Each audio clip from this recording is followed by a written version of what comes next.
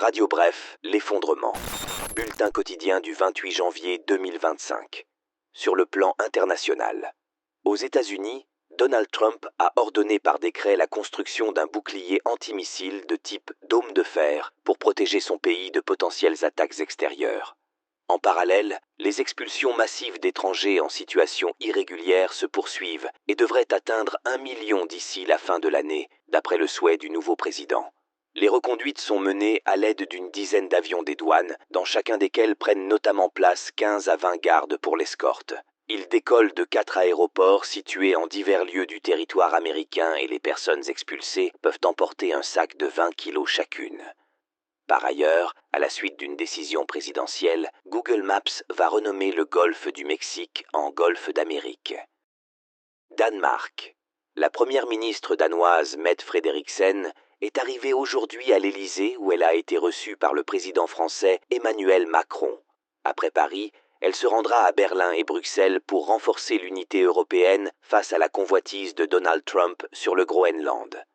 Le ministre français des Affaires étrangères, Jean-Noël Barrot, a déclaré aujourd'hui que l'envoi de troupes européennes pour assurer la sécurité dans l'Arctique était une possibilité, mais qu'elle ne se pose pas pour le Danemark dans l'immédiat.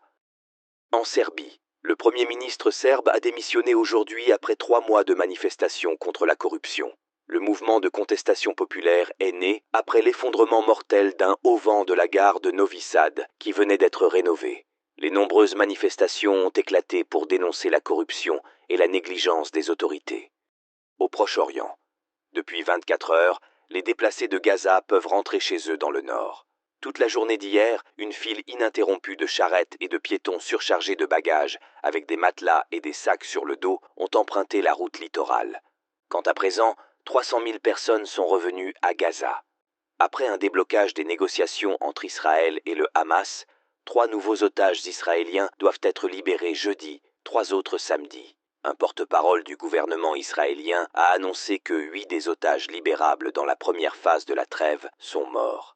Cela signifie que seuls 18 otages sur les 26 qui étaient attendus sont encore en vie. En République démocratique du Congo, plusieurs ambassades, dont celle de la France et du Rwanda, ont été attaquées par des manifestants pour dénoncer la guerre dans l'Est. Le ministre des Affaires étrangères français a pour sa part dénoncé des attaques inadmissibles dans la capitale. Dimanche, les rebelles du M23 et les soldats rwandais ont envahi Goma, la deuxième ville du pays, où des tirs résonnaient hier.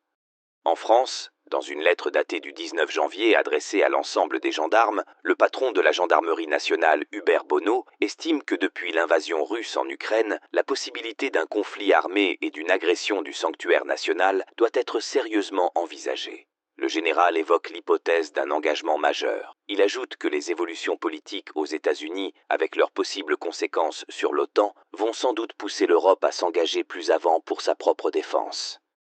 Dans une interview de plus de 2 heures, hier le Premier ministre François Bayrou a répondu aux questions de LCI. Alors que la France est toujours dans l'attente d'un budget pour cette année, le chef du gouvernement a confirmé plusieurs décisions, comme l'abandon de la suppression de 4000 postes dans l'éducation nationale. Il a aussi écarté l'hypothèse d'instaurer 7 heures de travail non rémunérées par an pour financer la sécurité sociale. S'est dit favorable à une restriction du droit du sol dans le département de Mayotte ainsi qu'en Guyane, mais pas ailleurs en France, et a fermé la porte à un référendum sur l'immigration. À tous de Roméo Bravo, fin de transmission.